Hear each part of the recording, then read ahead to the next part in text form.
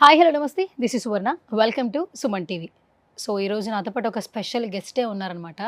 బేసికల్గా ఈవెంట్స్లో కావచ్చు, ఫెస్టివల్స్లో కావచ్చు, భోజనాలు చాలా ఇంపార్టెంట్. బట్ అందులో యూస్ చేసే పేపర్ ప్లేట్ గురించి రైట్ నో మనకి చాలా ఇన్ఫర్మేషన్ ఇవ్వడానికి శ్రీ కనకదుర్గ ఎంటర్ప్రైజెస్ ఫౌండర్ లక్ష్మణ్ బాబు గారు ఉన్నారు. సో ఆయనతో మాట్లాడదాం, మరిన్ని విశేషాలు తెలుసుకుందాం. నమస్కారం సార్. నమస్తే madam. Welcome to Suman TV. Thank you. So గత 20 ఇయర్స్ నుంచి కూడా సక్సెస్ఫుల్గా మీరు ముందుకెళ్తూ ఉన్నారు. సో మా అందరికీ ఏంటంటే ఎక్కడికన్నా బయటకు వెళ్తున్నప్పుడు భోజనాలు చేసేటప్పుడు ఈ మధ్య కాలంలో ఎక్కువగా వీళ్ళు ఇలాంటి భోజనాలు పెట్టారు, అలాంటి భోజనాలు పెట్టారని మాట్లాడుకుంటూ ఉంటాం. సో ఇప్పుడు ఏంటంటే ఆ పేపర్ ప్లేట్స్ కూడా డిమాండ్ పెరిగింది. సో అది మీరు ఫస్ట్ అగ్రీ చేస్తారా చేయరా చెప్పండి. డిమాండ్ బాగానే పెరిగింది, కానీ వాళ్ళు క్వాలిటీ అనేది సరిగా తయారు చేయడం లేదు. క్వాలిటీ దానికి ఏమో మార్కెట్ లేకుండా అయిపోయింది. దానివల్ల ఏమవుతుందంటే అసలు ఏదైతే క్వాలిటీ ప్లేట్ మనం ఫంక్షన్లో యూజ్ చేయాలనో అది కాకుండా మనకు వేరే నార్మల్ ప్లేట్స్ యూజ్ చేసి కొంచెం హెల్త్కు ప్రాబ్లం అనేది తీసుకొచ్చుకుంటారు. అంటే first Shri Kanakadurga enterprise start చేసినప్పుడు మీ జర్నీ ఎలా స్టార్ట్ అయింది? నేను 2004లో బిజినెస్ స్టార్ట్ చేశాను. బిజినెస్ స్టార్ట్ చేసినప్పుడు అప్పుడు ఇంత మార్కెటింగ్ కూడా లేకుండే, ఇంత మిషనరీ కూడా లేకుండే మనకు. దాని తర్వాత మేము కూడా స్టార్టింగ్లో మిషనరీ తయారు చేసినాం. దాని తర్వాత మళ్ళీ మెటీరియల్ తయారు చేసినాం. కొన్ని సంవత్సరాల తర్వాత మెటీరియల్ స్టార్ట్ చేసినాం. మెటీరియల్ తయారు చేసిన తర్వాత మళ్ళీ కొన్ని సంవత్సరాల తర్వాత ఇప్పుడు ప్లేట్స్ తయారు చేస్తున్నాం. ఇప్పుడు మేము తయారు చేసే ప్లేట్లలో ఏమిటంటే ఫిలిం మీద ప్రింటింగ్ అనేది ఉండదు, బోర్డు మీద ప్రింటింగ్ ఉంటుంది, పైన ప్లెయిన్ ఫిలిం వాడతాం. ఈ ప్లెయిన్ ఫిలిం అనేది మనం ఎక్కడైనా వాడవచ్చు. అది దాంట్లో అసలు కెమికల్ మెల్ట్ కాదు, కెమికల్ అసలు దాంట్లో యూజ్ చేయరు. అసలు దాంట్లో ఎట్లాంటి మనకు హానికరమైన కెమికల్స్ అనేటివి దాంట్లో ఉండవు అవి. అయితే ఇది మార్కెటింగ్లో కొంత కాస్ట్ ఎక్కువ అవుతుంది. దానివల్ల వీళ్ళు తక్కువ క్వాలిటీ దాంట్లోకి పోయి కొంచెం పబ్లిక్ కూడా హెల్త్ ఇష్యూస్ తీసుకుంటారు. దాన్ని మనం వాళ్ళకి అర్థమయ్యేటట్టు చెప్పాలని చెప్పేసి మనం ఇంటర్వ్యూకి రావడం జరిగింది. సో అంటే బేసికల్గా ఏంటంటే ఎప్పుడైనా కూడా మనం ఇంటర్వ్యూస్ కొన్ని ప్రమోషన్స్ చేస్తాము, అంటే కొన్ని మనకు తెలిసినవి చెప్తాం. కానీ ఇప్పుడు మాత్రం అవేర్నెస్ క్రియేట్ చేయడం కోసం మీరు మాట్లాడుతున్నారా? మేము ఇప్పుడు ఈ హెల్త్ పరంగానే కాదు, బిజినెస్ పరంగా కూడా పబ్లిక్లలో చాలా అవేర్నెస్ తీసుకురావాలని చెప్పేసి అసలు మేజర్గా అదే పాయింట్ మీద మేము ఈ విషయాలన్నీ పబ్లిక్ తెలవాలన్న ఉద్దేశంతో మేము మీ ముందుకు రావడం జరిగింది.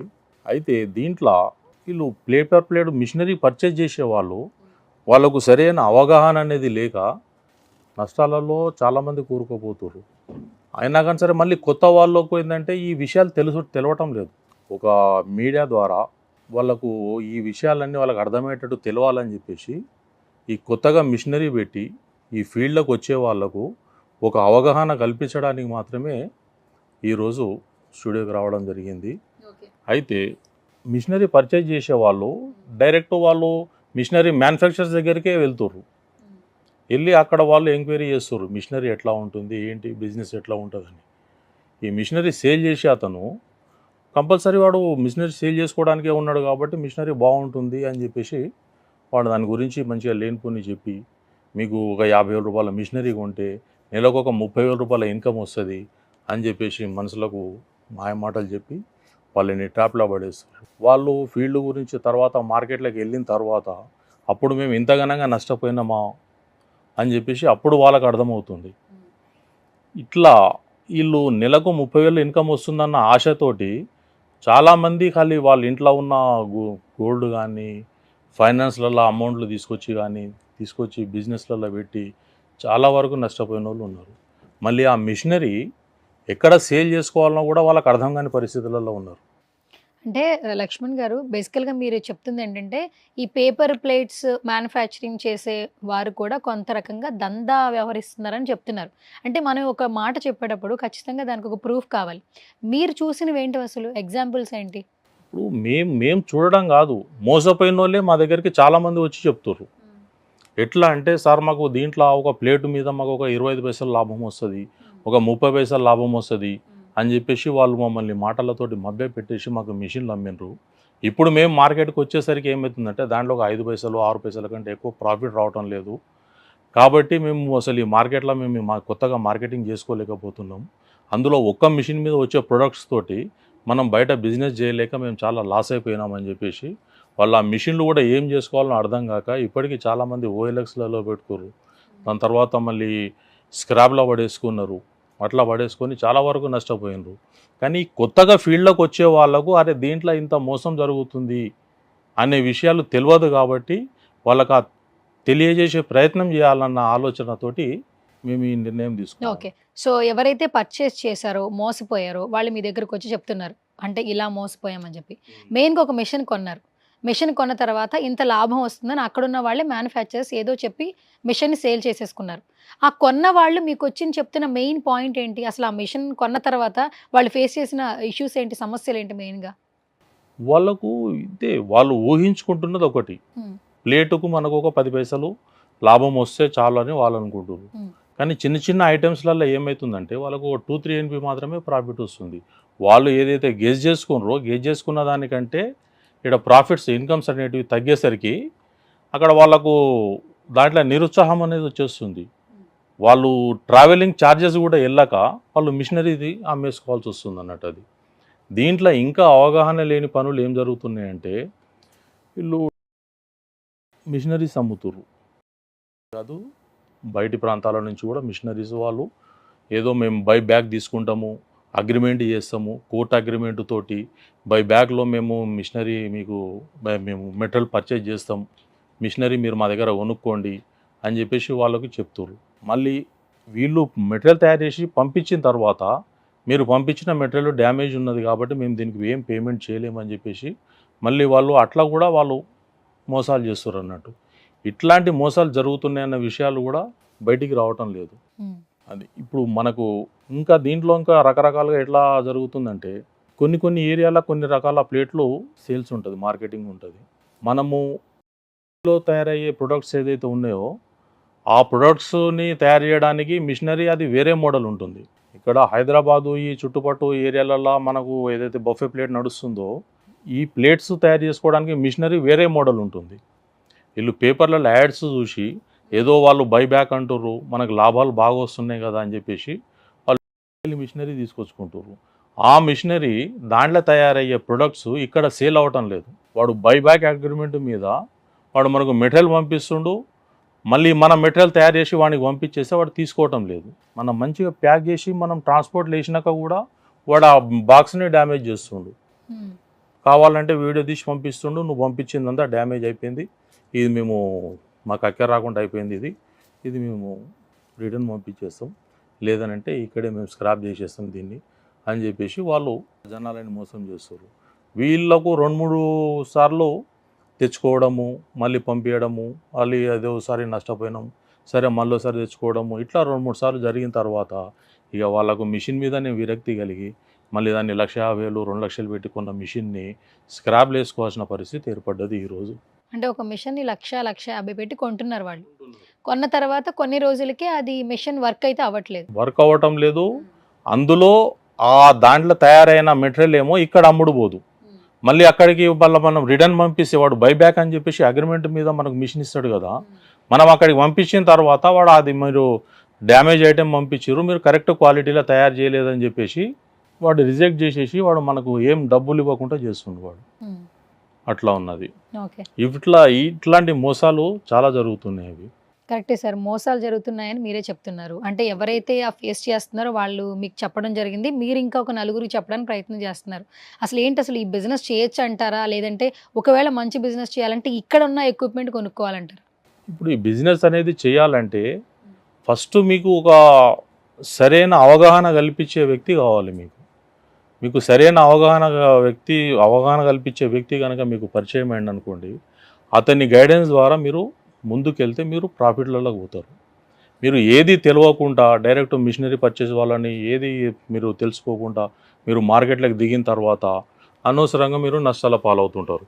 ఇంకోటి ఏంటంటే ఈ గైడెన్స్ ఇచ్చే వాళ్ళు కూడా మీడియేటర్ల మాదిరిగా మారి వాళ్ళకు తప్పుడు సలహాలు ఇస్తారు. కాబట్టి మీరు అన్ని విధాలుగా దాన్ని క్షుణ్ణంగా పరిశీలించి ఆ ఫీల్డ్లోకి దిగితే బెస్ట్. దీంట్లో కొంతమంది ఏం చేస్తారంటే ఎక్కడో మారుమూల గ్రామాలలో ఉన్న వాళ్ళు కూడా మిషనరీ పర్చేజ్ చేస్తారు. వీళ్ళు సిటీ నుంచి మెటీరియల్ తీసుకెళ్ళి గ్రామాలకు పంపిస్తారు. ఆ గ్రామాల నుంచి మళ్ళీ వాడు మెటీరియల్ తీసుకొచ్చేసి మళ్ళీ సిటీలో అమ్ముకోవాలి. వాళ్ళకి రావాల్సిన ప్రాఫిట్ అంతా ఈ ట్రావెలింగ్లోనే వెళ్ళిపోతుంది. ఇట్లా ఖర్చులు ఉంటున్నాయి అన్న సంగతి ఎవరు చెప్పరు. ఇప్పుడు వాడు మిషనరీ సేల్ చేసేవాళ్ళు మీడియేటర్ ఎవరు ఉన్నా కానీ సరే మీరు చెప్తారు, అరే ఇగో ఇప్పుడు మెటీరియల్ రేట్ ఏమున్నది మీరు కనుక్కోండి, మార్కెట్లో ఫర్ ఎగ్జాంపుల్ ₹1 ఉందనుకోండి, దీన్ని మీరు ప్లేట్ తయారు చేసిన తర్వాత మీకు మార్కెట్లో ఏం రేట్ అమ్ముతారో కనుక్కో అంటాడు. అది మీకు ₹1.50 ఏదో ఉంటుంది. ఉండేసరికి ఏమైందంటే అబ్బో 50 పైసలు 60 పైసలు ప్రాఫిట్ వస్తుంది, మనకు ఒక 10 పైసలు మన ఖర్చులు పోయినా కానీ సరే ఒక 50 పైసలు అయితే మిగులుతుంది. మీరు వీళ్ళు చెప్పిన లెక్క ప్రకారంగానే మనకు నెలకు ఒక 30,000 40,000 దాకా మనకు ప్రాఫిట్ వచ్చేటట్టు ఉంది అని ఆ మాయలో వీళ్ళు ధన్మని పోతురు, అప్పులు తీసుకొస్తారు, మిషనరీ కొంటారు. దాని తర్వాత ఆ మిషనరీని వాళ్ళు అక్కడికి తీసుకెళ్ళాలి, విలేజ్లలోకి తీసుకెళ్ళాలి, విలేజ్ల నుంచి మళ్ళీ సిటీకి తీసుకురావాలి, సిటీకి తీసుకొచ్చిన తర్వాత హోల్సేలర్కి ఇవ్వాలి, హోల్సేలర్ మళ్ళీ రిటైలర్కి ఇవ్వాలి, రిటైలర్ తీసుకొచ్చేసి మళ్ళీ కస్టమర్కి ఇవ్వాలి.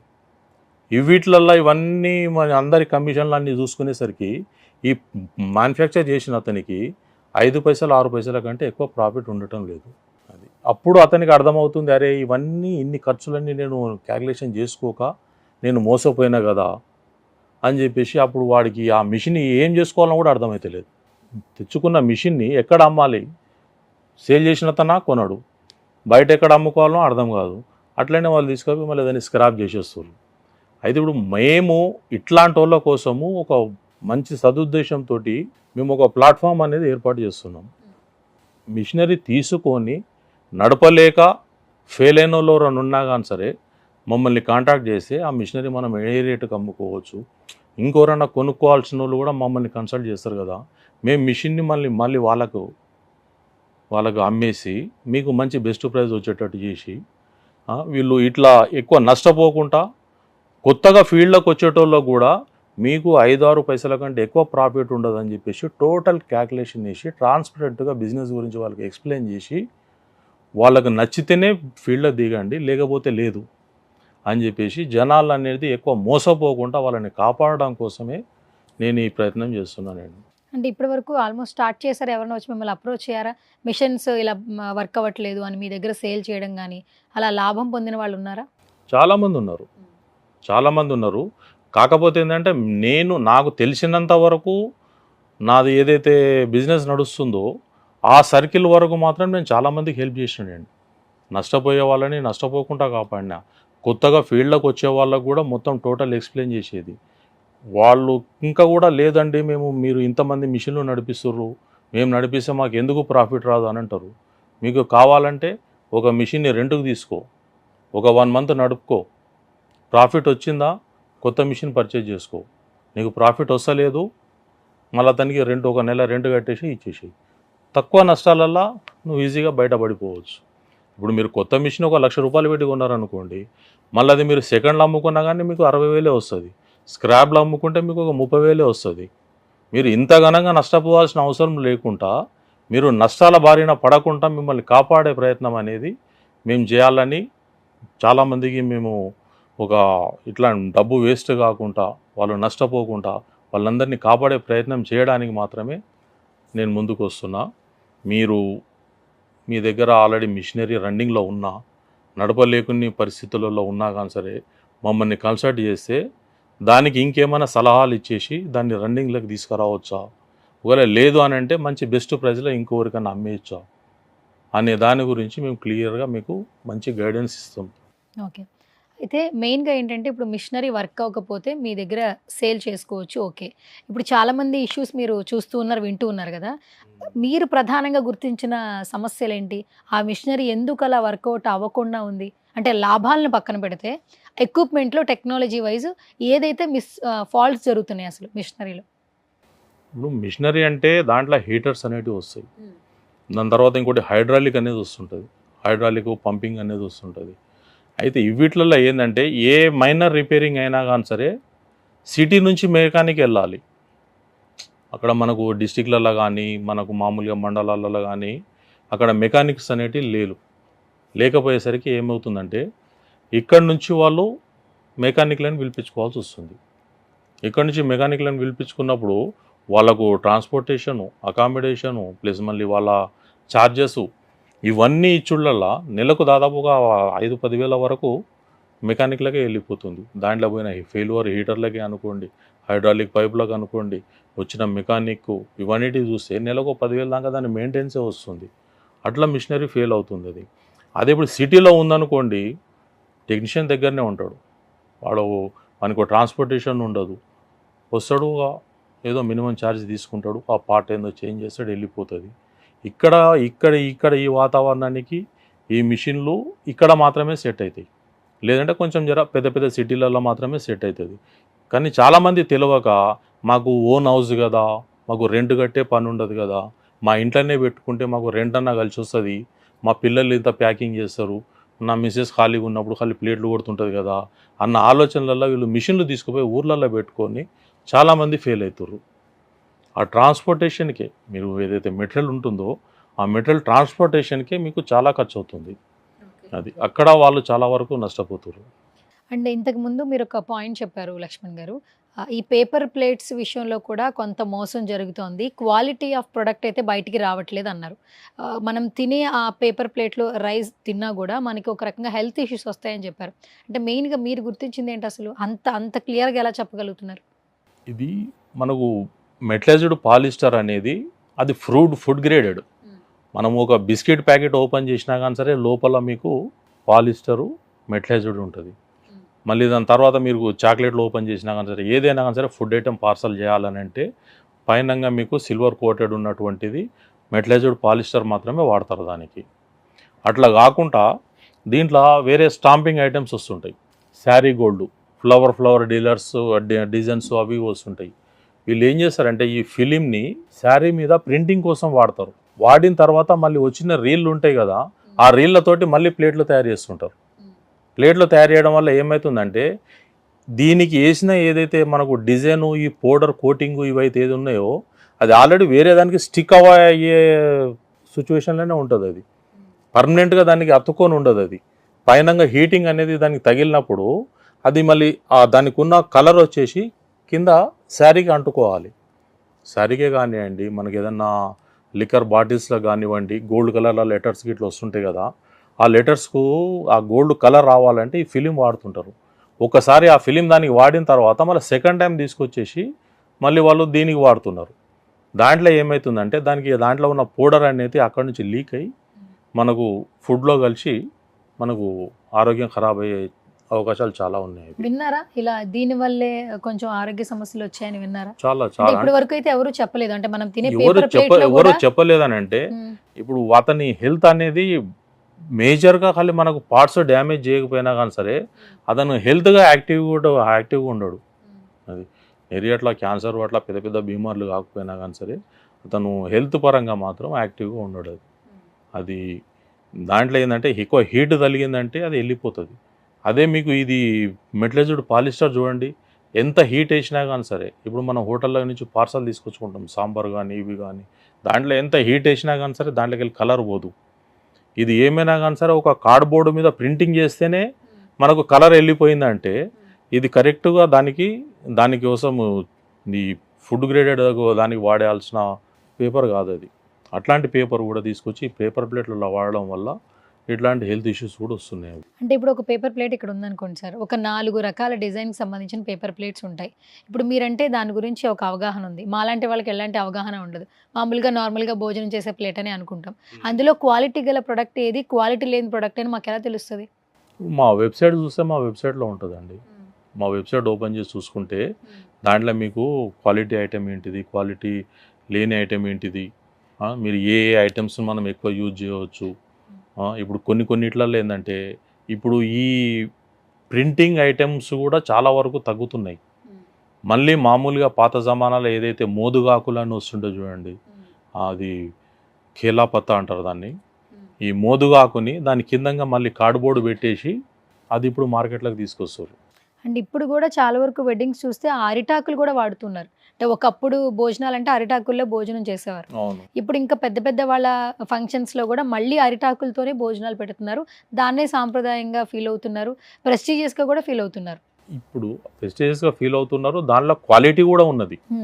మోదుగాకులో మనకు వేడి అనేది తగిలినప్పుడు దాంట్లో ఆకులోంచి ఏదన్నా మనకు ఏదన్నా రసం మాదిరి ఏదైనా వచ్చినా కానీ సరే అది మన గుడ్ హెల్త్, అది ఆరోగ్యానికి మంచిది. ఆరోగ్యానికి మంచిది. అది ఓకే. దానికోసం అని చెప్పేసి అప్పుడు ఆ ఆకులల్లో తినాలని చెప్పేసి వాళ్ళు వెనకటి జమానాల నుంచి, పాతకాలం నుంచి కూడా అది వస్తున్నది. అది కానీ ఇప్పుడు ఏంటంటే ఇంత రేటు పెట్టలేక ఈ తక్కువ దాంట్లోకి వెళ్ళిపోతారు. ఇప్పుడు మీకు ఇప్పుడు ఇది మోదుగాకు అన్నది చూడండి, మీకు దాంట్లో సగం అన్నం పడేసిన తర్వాత బయట ఏమైనా ఆవులు తిన్నా కానీ సరే ఏం కాదు, కడుపులోకి పోయిన తర్వాత మొత్తం డైజెషన్ అయిపోతుంది. అదే ఈ ప్లాస్టిక్ కవర్ వాడిరు అనుకోండి, అది మీకు ఖాళీ అది ఆవులో కూడా మొత్తం కడుపులనే మొత్తం జామ్ అయిపోయి అది ఆవులు కూడా చచ్చిపోతున్నాయి. ఆవులు కానీ బర్రెలు కానీ ఏది తింటే అది ఆ జంతువు అట్లా కూడా చనిపోతున్నాయి అవి. కాబట్టి ఇప్పుడు ఇది కొంచెం చేంజ్ కావాలి. ఈ చేంజెస్ మాత్రం చాలా లేట్ అవుతుంది. కానీ ప్రజెంట్ మాత్రం ఇప్పుడు ఈ మిషనరీ కొని ఈ ఫీల్డ్లోకి వచ్చేటోళ్ళు, ఈ ఫీల్డ్లో ఉండి నష్టపోతున్న వాళ్ళు ఉన్నారు కదా, వీళ్ళని సేవ్ చేయాలన్న ఆలోచన మాకు బాగా మైండ్లో పట్టుకొని వీళ్ళందరికీ ఒక అవేర్నెస్ తీసుకురావాలని చెప్పేసి ప్రయత్నం చేస్తున్నాయి ఇప్పుడు. ఓకే. సో ఇప్పుడు మన వీడియో చూస్తున్నటువంటి ఆడియన్స్ కావచ్చు, ఫైనల్గా ఈ మిషన్కి సంబంధించి కావచ్చు, లేదంటే పేపర్ ప్లేట్స్కి సంబంధించి సజెషన్స్ అంటే ఏం చెప్తారు? సజెషన్ అంటే మీరు కరెక్ట్ సలహా ఇచ్చే వ్యక్తిని పట్టుకున్నారు అనుకోండి, మీరు ముందుకెళ్తారు. కానీ మీకు ఎటువంటి అవగాహన లేకుండా, మీకు ఒక గైడెన్స్ చేసేటోళ్ళు లేకుండా మీరు ముందుకు వెళ్ళినప్పుడు చాలా నష్టపోతారు. ఇప్పుడు నేను చెప్పేదంతా ఒకటే, మా వెబ్సైట్లోనైనా మీరు చూడవచ్చు, లేదంటే మీరు మా కాంటాక్ట్ నెంబర్కైనా కానీ సరే మమ్మల్ని కాంటాక్ట్ చేయవచ్చు. కాంటాక్ట్ చేసిన తర్వాత మీకు మంచిగా గైడెన్స్ ఇస్తాం. మళ్ళీ మీరు నష్టపోవాల్సిన పరిస్థితి రాదు. మీకు ఆల్రెడీ కామెంట్స్లలో తెలిసిపోతుంటుంది. ఎందుకంటే అరే మీరు మన వీడియో కింద మనం కాంటాక్ట్ డీటెయిల్స్ ఇస్తాం కాబట్టి ఓకే, కాల్ చేసి కనుక్కుంటారు. వెబ్సైట్ నేమ్ మెన్షన్ చేశారు కదా, వెబ్సైట్ కూడా శ్రీ కనకదుర్గ ఎంటర్ప్రైజెస్ అనే ఉంటుందా, లేదా నేమ్ ఏమైనా చేంజ్ అయ్యిందా? శ్రీ ఎంటర్ప్రైజెస్ అనేది రాదు, ఎంట్ శ్రీ శ్రీ కనకదుర్గ ఎంట్ ఓకే .com అని చెప్పేసి వస్తుంది. వెబ్సైట్ లో చూసుకోవచ్చు. దాంట్లో మీరు చూస్తే వచ్చేస్తుంది. దాంట్లో కూడా నా కాంటాక్ట్ నెంబర్ ఉంటుంది, అది వాట్సాప్ లింక్ కూడా ఉంటుంది, దానికి ఇన్స్టాగ్రామ్ లింక్ ఉంటుంది. మీరు ఏ ద్వారానైనా కానీ సరే నేను ఇంకో కొన్ని వీడియోలు కూడా చేసి పెట్టేది ఉన్నాయి. ఇంకా వీడియోలు కూడా ఇన్స్టాగ్రామ్లో చేసి పెట్టేస్తే మీరు ఫాలో అయితే బెస్ట్. ఒకవేళ లేదు మాతోటి ఏమైనా డైరెక్ట్ కన్సల్ట్ చేసి మాట్లాడాలనుకుంటే మీరు మా దగ్గర అపాయింట్మెంట్ తీసుకొని వచ్చి కలిస్తే మేము కరెక్ట్ గైడెన్స్ ఇస్తాం. మీరు దగ్గర మిషన్లు ఉన్నా, మీరు మిషన్లు కొనాలనుకున్నా, ఇన్ఫర్మేషన్ కోసం ఉన్న మిషన్లని మీరు ఏమైనా సేల్ చేయాలనుకున్నా కానీ సరే మీకు ఒక కరెక్ట్ రూట్ అనేది మేము చూపించగలుగుతాం. కాబట్టి మీరు ఇప్పటికే నష్టపోయి ఉన్నారో లేరో అది మీకు చాలామంది మీరు కామెంట్లలో చెప్తూనే ఉంటారు. చాలా వరకు 95% మాత్రం నష్టపోయిన వాళ్ళే ఉన్నారు. దీంట్లో సక్సెస్ఫుల్గా చాలా సంవత్సరాల నుంచి బిజినెస్ చేస్తున్న వాళ్ళు మాత్రమే సెటిల్ అయి ఉన్నారు తప్పిస్తే కొత్తగా వచ్చిన వాళ్ళు మాత్రం 99% మొత్తం అలా కొత్తగా వెళ్ళిపోతూనే ఉన్నారు. కాబట్టి మీరు కొత్తోళ్ళు ఈ ఊబిలో పడకుండా ఉండాలని చెప్పేసి నా యొక్క ప్రయత్నం. అట్లనే మీరు మమ్మల్ని కాంటాక్ట్ చేస్తే మీకు కరెక్ట్ గైడెన్స్ ఇస్తామని చెప్తున్నాను. థ్యాంక్ యూ సో మచ్ అండి.